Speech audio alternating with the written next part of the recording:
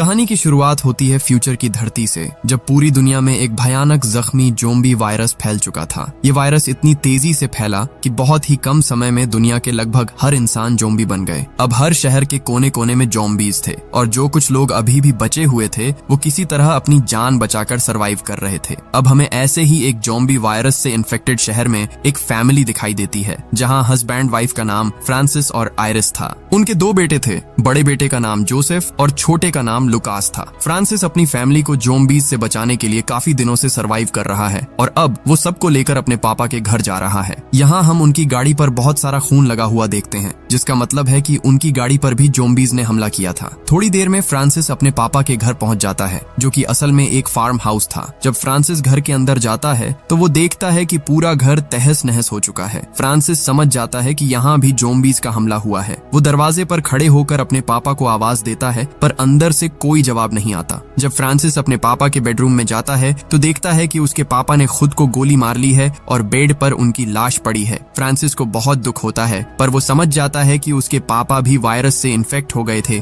इसलिए उन्होंने खुद को खत्म कर लिया। फ्रांसिस वहाँ से अपने पापा की बंदूक ले लेता है और उनकी घड़ी भी पहन लेता है। तभी उसे किसी के होने की आवाज आती है। बेडरूम से बाहर निकलने पर उसे अपनी माँ दिखती है, पर वो भी अब इन्फेक्टेड थी। उनके शरीर पर कई जगह घाव थे और वो इधर उधर घूम रही थी, यानी वो कुछ ही देर में पूरी तरह ज़ोंबी बनने वाली थी। जब उसकी माँ उस पर हमला करने आती है तो फ्रांसिस मजबूर होकर अपनी बंदूक से उन्हें मार देता है। उसे ऐसा करते हुए बहुत तकलीफ होती है, पर उसके पास कोई और रास्ता नहीं था। फ्रांसिस को लगा था कि शायद यहाँ ज़ोंबी वायरस नहीं पहुंचा होगा, पर अब उसे समझ आ जाता है कि ये वायरस हर जगह फैल चुका है। आखिर में फ्रांसिस घर के पास वाले मक्के के खेत में जाता है और वहाँ जमीन के नीचे अपने मम्मी पापा को दफन कर देता है, जहाँ उसके परिवार के बाकी लोग भी उसके साथ मौजूद थे। अब लाश दफन करने के बाद फ्रांसिस अपनी फैमिली से कहता है कि आज से वो लोग इसी फार्म हाउस में रहेंगे, क्योंकि यहाँ पहले से ही लोगों की आबादी बहुत कम थी, तो शायद यहाँ आसपास ज़ोंबीज भी कम होंगे। इसके अलावा ये एक फार्म हाउस था, तो वो यहाँ आसानी से खेती बाड़ी कर सकते थे, जिससे उन्हें खाने की टेंशन नहीं होगी। साथ ही यहाँ साफ पानी का भी इंतजाम था, इसलिए यहाँ रुकना ही उनके लिए समझदारी थी। उसकी फैमिली भी यहाँ रुकने के लिए मान जाती है। अब घर में आने के बाद हमें पता चलता है कि फ्रांसिस और उसकी वाइफ आयरिस के बीच पटती नहीं थी। वो दोनों किसी बात को लेकर एक दूसरे से काफी नाराज थे और ज्यादा बात भी नहीं करते थे।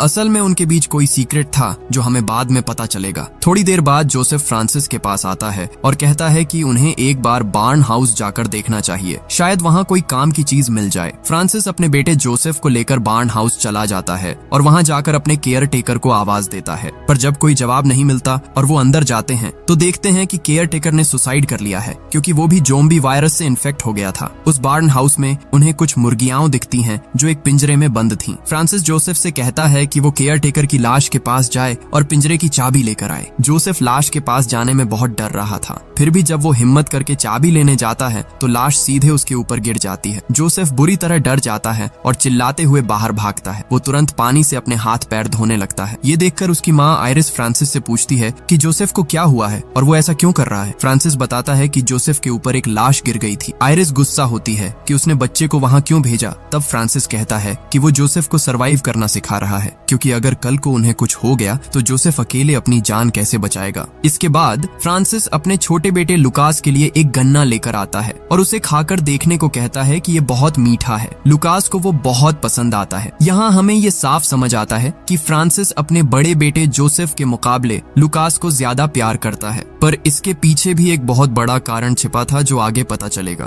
कुछ देर बाद आयरिस फ्रांसिस को लेकर वहाँ के एक बेसमेंट में जाती है, जहाँ एक कमरा था। जैसे ही फ्रांसिस उस कमरे के अंदर कदम रखता है वो बहुत ज्यादा डर जाता है और घबराहट की वजह से पसीने पसीने हो जाता है। असल में इस कमरे के साथ फ्रांसिस के बचपन की बहुत ही बुरी यादें जुड़ी हुई थीं, जिन्हें याद करके वो आज भी डर से कांप उठता है। जब वो छोटा था तब उसके पापा उसे बहुत बुरी तरह मारते पीटते थे और कई दिनों तक इसी बेसमेंट वाले कमरे में बंद रखते थे। वो अपने पापा के जुल्म सहते हुए ही बड़ा हुआ है, इसीलिए आज तक उसमें इस कमरे में घुसने की हिम्मत नहीं थी। उसी रात जब सब डिनर करने बैठते हैं तो जोसेफ को वहाँ एक पुराना रेडियो मिलता है। वो काफी एक्साइटेड होकर उसे चलाने लगता है, पर फ्रांसिस को ये बात बिल्कुल पसंद नहीं आती। वो जोसेफ पर बुरी तरह भड़क जाता है और कहता है कि उसे पहले डिनर पर ध्यान देना चाहिए, फालतू के कामों में टाइम वेस्ट नहीं करना चाहिए। थोड़ी देर बाद जोसेफ फ्रांसिस को बताता है कि उसकी गर्लफ्रेंड एल्स का मैसेज आया था। उसने बताया कि उसके मम्मी पापा पहाड़ी इलाके की तरफ जा रहे हैं, क्योंकि वहाँ सर्वाइवर्स के लिए कोई कैंप हो सकता है, जहाँ शायद रहने और खाने की अच्छी फैसिलिटी मिल जाए। जोसेफ कहता है कि उन्हें भी वहाँ चलना चाहिए, पर फ्रांसिस तुरंत मना कर देता है। वो कहता है, क्या तुम पागल हो गए हो? हमारे पास अपना फार्म हाउस है जहाँ खाना और पानी आसानी से मिल रहा है। ये जगह हमारे लिए किसी तोहफे से कम नहीं है। कैंप में हमें कुत्तों बिल्लियों की तरह रहना पड़ेगा और वहाँ कितनी भीड़ होगी इसका कोई अंदाजा नहीं है, इसीलिए हम ये जगह छोड़कर कहीं नहीं जाएंगे। आयरिस को फ्रांसिस की ये बात अच्छी नहीं लगती। वो भी कैंप जाना चाहती थी क्योंकि वहाँ प्रोटेक्शन ज्यादा होती और ज़ॉम्बीज के आने का खतरा कम रहता। इस फार्म हाउस में तो कभी भी ज़ॉम्बीज हमला कर सकते थे। बाद में जब आयरिस और फ्रांसिस अपने कमरे में जाते हैं तो आयरिस पूछती है कि वो हमेशा जोसेफ के साथ इतना रूड व्यवहार क्यों करता है, वो उससे प्यार से भी तो बात कर सकता है। पर फ्रांसिस कहता है कि वो जो कर रहा है जोसेफ की भलाई के लिए कर रहा है। रात को जब फ्रांसिस सोने की कोशिश करता है तो उसे फिर से बचपन के वो भयानक पल याद आने लगते हैं जब उसके पापा उसे टॉर्चर करते थे। टॉर्चर की यादें इतनी डरावनी थीं कि फ्रांसिस नींद में ही डर से कांपने लगता है और घबराहट में आयरिस को जोर से पकड़ लेता है। फ्रांसिस आज बहुत ज्यादा डर गया था। वो आयरिस से कहता है कि उन्हें वाकई उस कैंप में चले जाना चाहिए क्योंकि वो इस फार्म हाउस में नहीं रह सकता। पुरानी यादें उसे चैन से जीने नहीं दे रही हैं और अगर वो यहाँ रहा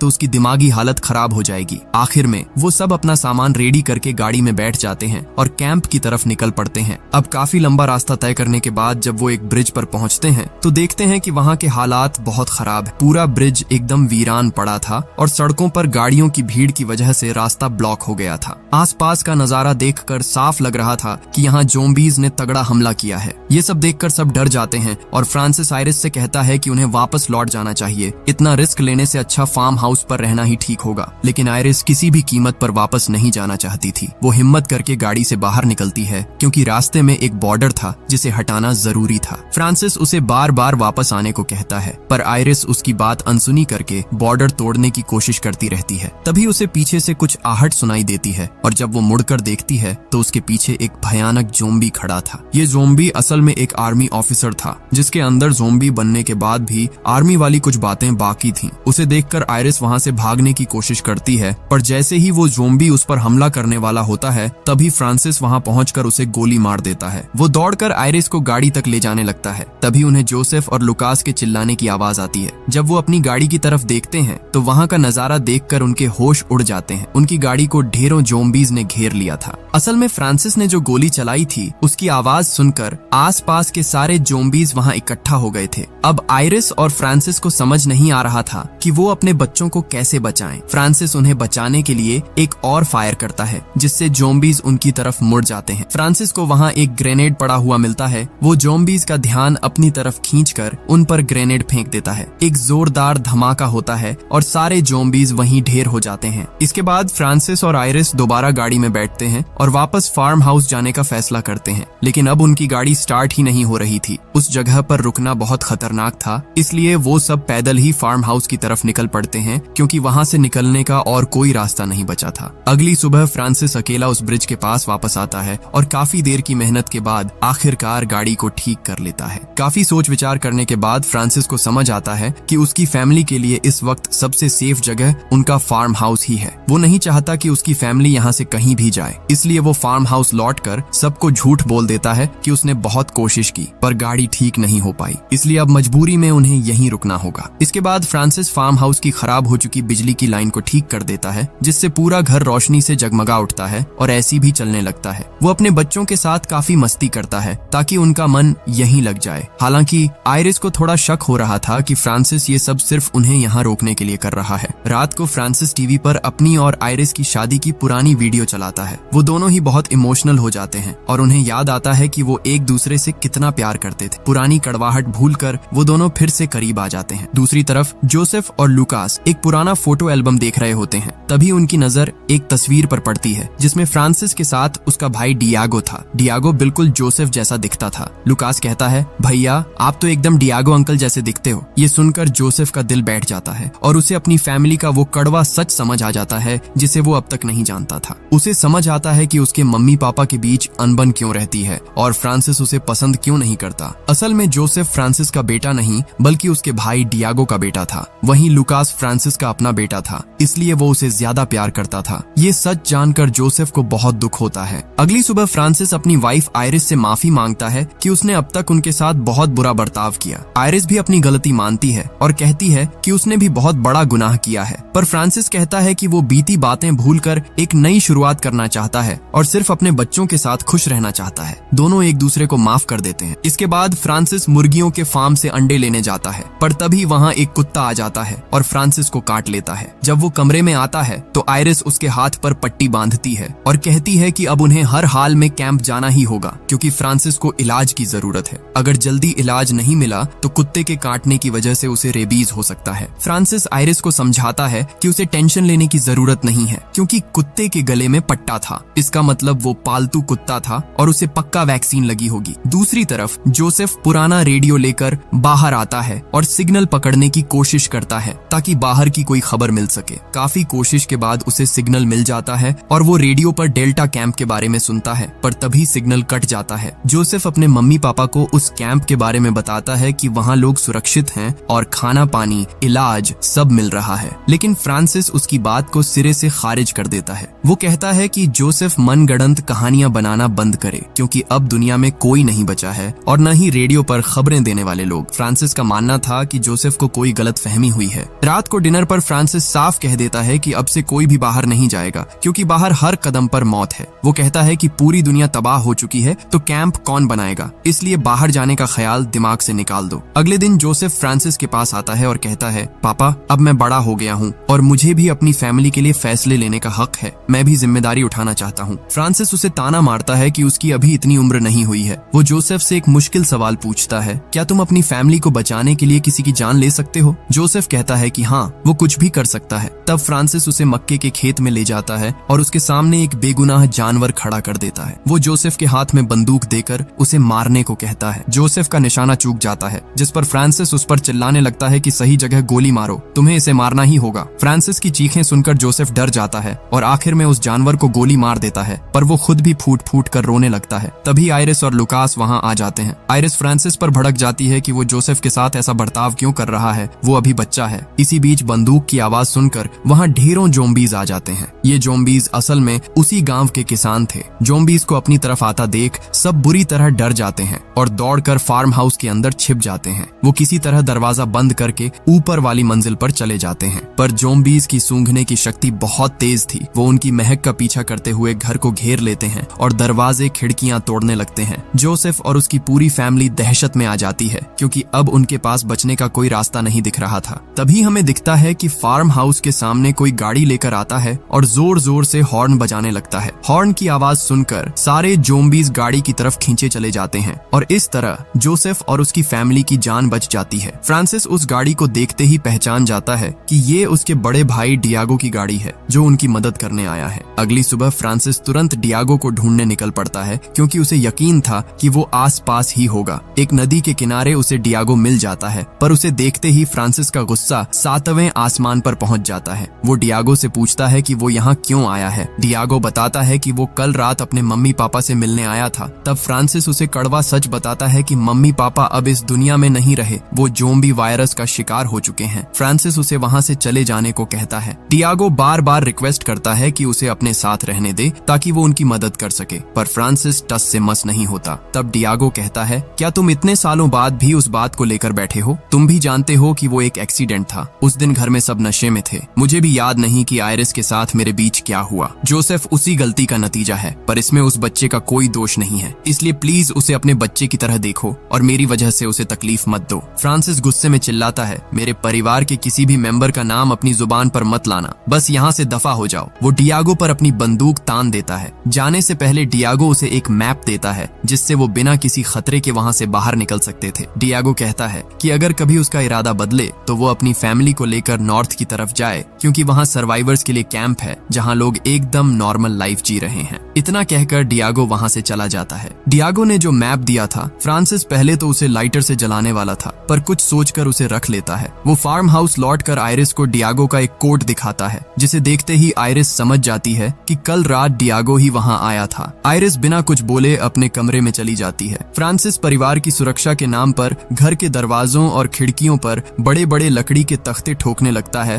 ताकि ज़ॉम्बीज अंदर न आ सके। तभी खेलते खेलते लुकास बेसमेंट में चला जाता है जहाँ एक छोटी सी खिड़की के पास एक ज़ॉम्बी खड़ा था। लुकास उसे देखकर चिल्लाता है, पर आयरिस देखती है कि वो ज़ॉम्बी बहुत बूढ़ा और कमजोर है। आयरिस लुकास को समझाती है कि डरने की जरूरत नहीं है, ये इतना कमजोर है कि किसी को नुकसान नहीं पहुंचा सकता। फ्रांसिस दरवाजे के पीछे से ये सारी बातें सुन लेता है। वो उस कमजोर जोम्बी का पीछा करते हुए मक्के के खेत में जाता है और बिना किसी वजह के उसका सिर काट देता है। फ्रांसिस उस कटे हुए सिर को अपनी फैमिली के सामने लाकर झूठ बोलता है, देखो बाहर कितने खतरनाक जोम्बीज घूम रहे हैं, अभी एक मुझ पर हमला करने ही वाला था कि मैंने उसे मार दिया। अब तो तुम समझ ही गए होगे कि ये फार्म हाउस ही हमारे लिए सबसे सेफ जगह है, बाहर कोई इंसान जिंदा नहीं बचा, सिर्फ जोम्बीज हैं। आयरिस फ्रांसिस का झूठ पकड़ लेती है क्योंकि उसने उस बूढ़े जोम्बी को देखा था। वो समझ जाती है कि फ्रांसिस उन्हें डराने के लिए ये सब कर रहा है ताकि कोई भी फार्म हाउस छोड़कर जाने की जिद न करे। हालांकि जूलिया को ये समझ नहीं आ रहा था कि फ्रांसिस उन्हें वहां से जाने क्यों नहीं देना चाहता। जोसेफ को भी फ्रांसिस पर शक होने लगता है। जब फ्रांसिस नहाने जाता है तो जोसेफ छिपकर उसके कमरे में घुसता है और उसे वहां डियागो वाला मैप मिल जाता है। मैप में सुरक्षित रास्तों के निशान थे जहां अब तक जोम्बीज नहीं पहुंचे थे। तभी फ्रांसिस वहां आ जाता है और जोसेफ पर चिल्लाकर उसे कमरे से बाहर निकाल देता है। उस रात डिनर के समय फ्रांसिस अचानक क्रिसमस पार्टी का सेटअप कर देता है,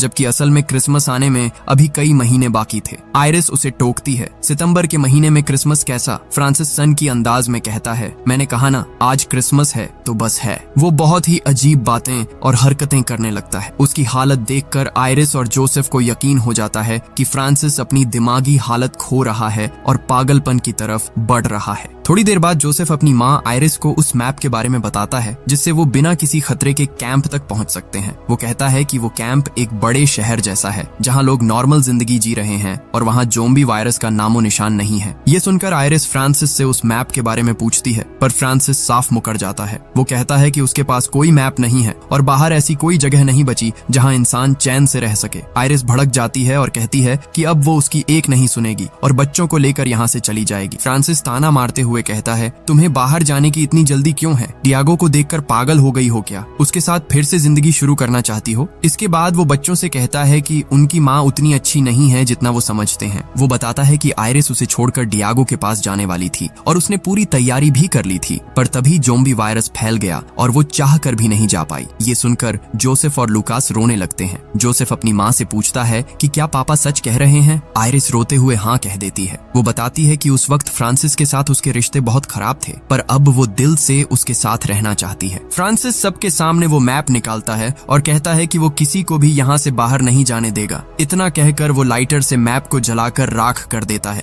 आयरिस को इतना गुस्सा आता है कि वो दौड़कर फ्रांसिस को एक थप्पड़ मार देती है और अपने कमरे में चली जाती है। अगले दिन सुबह फ्रांसिस सबके लिए गन्ना लेने जाता है। घर पर आयरिस बच्चों से बात करती है और उसे महसूस होता है कि बच्चे अपने पापा से अब बहुत डरने लगे हैं। उन्हें लगता है कि उनके पापा धीरे धीरे एक साइको बनते जा रहे हैं। उसी शाम जब फ्रांसिस घर लौटता है तो वो अपने साथ लकड़ी के बड़े बड़े लट्ठे लेकर आता है और घर के दरवाजे को पूरी तरह बंद कर देता है। वो आयरिस से कहता है कि अब से कोई भी घर के बाहर कदम नहीं रखेगा क्योंकि उसने बाहर बहुत ही खतरनाक जोम्बीज देखे हैं। अब जोसेफ का सब्र टूट जाता है। वो फ्रांसिस पर चिल्लाते हुए कहता है, बहुत हो गया पापा, अगर हम यहाँ ऐसे ही कैद रहे तो सब पागल हो जाएंगे। कुछ दिनों में खाना भी खत्म हो जाएगा, तब हम क्या करेंगे? आपने भले ही मैप जला दिया हो, पर मैंने उसके सारे रास्ते देख लिए हैं। अभी भी वक्त है, हम सुरक्षित कैंप पहुंच सकते हैं। प्लीज अपनी मर्जी हम पर मत थोपिए। जोसेफ की बात सुनकर फ्रांसिस अपना आपा खो देता है। वो जोसेफ को जलील करते हुए कहता है कि उसे फैसला लेने का कोई हक नहीं है क्योंकि वो एक गंदी नाली का कीड़ा है। वो चिल्लाकर कहता है कि जोसेफ उसका बेटा नहीं बल्कि उसकी माँ की नाजायज औलाद है। फ्रांसिस गुस्से में उसे और भी बहुत कुछ बोलने ही वाला होता है कि तभी अचानक उनके दरवाजे पर कोई जोर जोर से दस्तक देता है और चिल्लाकर मदद मांगने लगता है। उस व्यक्ति की आवाज सुनकर साफ लग रहा था कि वो बहुत बड़ी मुसीबत में है और मदद मांगने आया है, लेकिन फ्रांसिस किसी भी कीमत पर दरवाजा खोलने को तैयार नहीं था। वो चिल्लाकर उसे वहां से चले जाने को कह रहा था। जोसेफ और उसकी माँ को उस आदमी पर तरस आ रहा था, इसलिए जोसेफ ने किसी तरह अपने पापा को साइड हटाया और दरवाजा खोलकर उस व्यक्ति को अंदर ले आया। वो व्यक्ति असल में एक सोल्जर था। आयरिस देखती है कि वो बुरी तरह घायल है। पूछने पर सोल्जर बताता है कि उसने एक जगह पनाह ली थी, पर अचानक जोम्बीज ने वहां हमला कर दिया। तभी एक अजनबी ने आकर उसकी जान बचाई और उसे इस फार्म हाउस का पता देकर यहाँ भेजा। आयरिस समझ जाती है कि वो व्यक्ति डियागो ही था। जब वो डियागो के बारे में पूछती है तो सोल्जर बताता है कि उसे बचाते वक्त डियागो मारा गया, लेकिन मरने से पहले उसने कहा था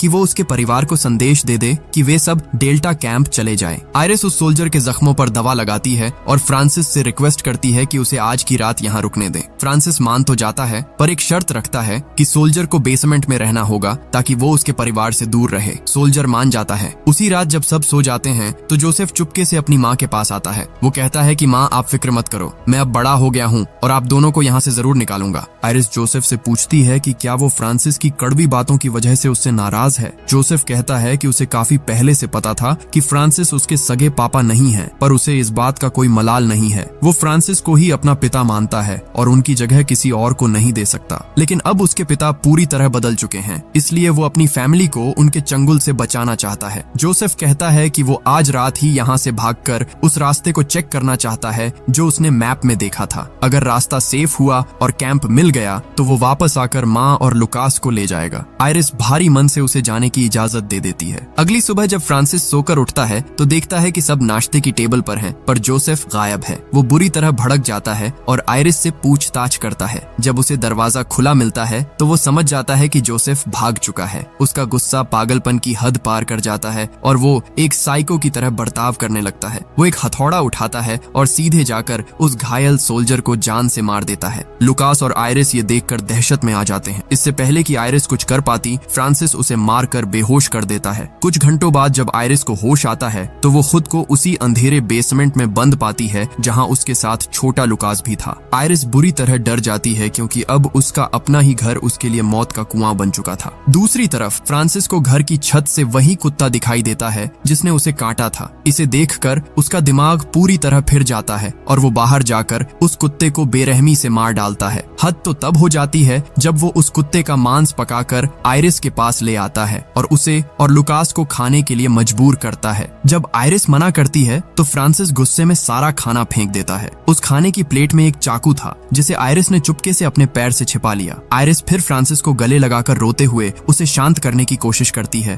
और पूछती है कि वो ऐसा क्यों कर रहा है। तभी फ्रांसिस की नजर उस चाकू पर पड़ जाती है। वो फौरन चाकू छीन लेता है और आयरिस को फिर से बेसमेंट में कैद कर देता है। आयरिस वहां की खिड़की तोड़कर भागने की कोशिश करती है, पर उसका पैर फिसल जाता है और वो गिरकर बेहोश हो जाती है। जब उसे होश आता है तो लुकास डरते हुए पूछता है कि क्या पापा उन्हें मार डालेंगे। आयरिस उसे दिलासा देती है कि वो ऐसा नहीं होने देगी। वो लुकास से कहती है कि वो जोर जोर से चिल्लाए क्योंकि वो जानती थी कि फ्रांसिस अपने बेटे से बहुत प्यार करता है। लुकास की चीख सुनकर फ्रांसिस दौड़ता हुआ बेसमेंट में आता है। आयरिस और लुकास पहले से ही छिपे हुए थे। मौका मिलते ही आयरिस फ्रांसिस पर हमला कर देती है और लुकास को लेकर बाहर भाग निकलती है। वो तुरंत बेसमेंट का दरवाजा बंद करके फ्रांसिस को वहीं कैद कर देती है। बेसमेंट में बंद होते ही फ्रांसिस को अपने बचपन के डरावने फ्लैशबैक दिखने लगते हैं। उसे अपने पिता का वही खौफनाक चेहरा याद आता है जो उसे बचपन में टॉर्चर करते थे। देखा जाए तो फ्रांसिस दिल का बुरा नहीं था, पर इस फार्म हाउस में आने के बाद पुरानी यादों ने उसे डिप्रेशन में डाल दिया था। साथ ही अपनी वाइफ और भाई के धोखे को भी वो सालों से अंदर ही अंदर दबाए हुए था, जिसकी वजह से वो धीरे धीरे साइको बन गया। दूसरी तरफ आयरिस जरूरी सामान और लुकास को लेकर भागने की कोशिश करती है, पर जैसे ही वो दरवाजा खोलती है सामने डियागो खड़ा था। डियागो अब पूरी तरह ज़ोंबी बन चुका था। आयरिस के संभलने से पहले ही डियागो घर के अंदर घुस आता है और लुकास के हाथ पर काट लेता है। फ्रांसिस बेसमेंट के अंदर से अपने बेटे की चीख सुनता है और पागलों की तरह दरवाजा तोड़कर बाहर आ जाता है। वो तुरंत डियागो को गोली मार देता है। फ्रांसिस आयरिस से पूछता है कि उसने उसके साथ ऐसा क्यों किया, लेकिन तभी लुकास वहां आता है और अपना हाथ दिखाता है जहां ज़ोंबी ने उसे काटा था। ये देखकर फ्रांसिस और आयरिस दोनों के होश उड़ जाते हैं। बेटे की ये हालत देख फ्रांसिस का सारा पागलपन उतर जाता है और वो एकदम नॉर्मल हो जाता है। वो आयरिस से गिड़गिड़ाकर कहता है कि प्लीज हमारे बेटे को बचा लो। आयरिस बिना वक्त गंवाए लुकास का हाथ काट देती है ताकि वायरस उसके पूरे शरीर में न फैले और फिर उसके जख्म पर पट्टी बांध देती है। फ्रांसिस अपने बेटे की ये हालत देखकर फूट फूट कर रोने लगता है। आयरिस उसे समझाती है कि अभी रोने का वक्त नहीं है, उसे जल्दी से गाड़ी लेकर आना होगा ताकि वो लोग कैंप जाकर डॉक्टर से लुकास का इलाज करवा सकें। फ्रांसिस तुरंत वहां से निकलता है और दौड़ते हुए उसी ब्रिज के पास पहुंचता है जहां उनकी गाड़ी खड़ी थी। उधर जोसेफ भी वहीं मौजूद था और उसके हाथ में बंदूक थी। जोसेफ जैसे ही फ्रांसिस को देखता है वो बुरी तरह डर जाता है। फ्रांसिस के शरीर पर खून लगा देखकर जोसेफ को लगता है कि शायद उसने उसकी माँ को मार दिया है, इसीलिए वो गुस्से और डर में फ्रांसिस पर गोली चला देता है। गोली चलते ही जोसेफ को अपनी गलती का एहसास होता है और वो दौड़कर अपने पिता के पास जाता है। फ्रांसिस उसे बताता है कि उसकी माँ बिल्कुल ठीक है, लेकिन लुकास की हालत बहुत खराब है, इसलिए वो जल्दी से गाड़ी लेकर घर जाए। जोसेफ अपने पिता के लिए बहुत रोता है, लेकिन अब काफी देर हो चुकी थी। फ्रांसिस आखिरी सांसें लेते हुए जोसेफ को गले लगाता है और उसे प्यार करता है। वो कहता है कि भले ही उसने हमेशा जोसेफ पर गुस्सा किया, पर असल में वो उसे भी लुकास जितना ही प्यार करता है और उसे हमेशा अपना बेटा ही माना है। ये कहते कहते फ्रांसिस की मौत मौत हो जाती है। जोसेफ के पास अब और वक्त नहीं था, इसलिए वो रोते हुए गाड़ी स्टार्ट करता है और फार्म हाउस की तरफ निकल जाता है जहां उसकी माँ और भाई इंतजार कर रहे थे। कुछ ही देर में वो घर पहुंचता है और अब जोसेफ अपनी पूरी फैमिली को लेकर कैंप की तरफ रवाना होता है जहां वो सब मिलकर सुरक्षित सरवाइव कर सकेंगे। और यहीं पर ये कहानी खत्म हो जाती है।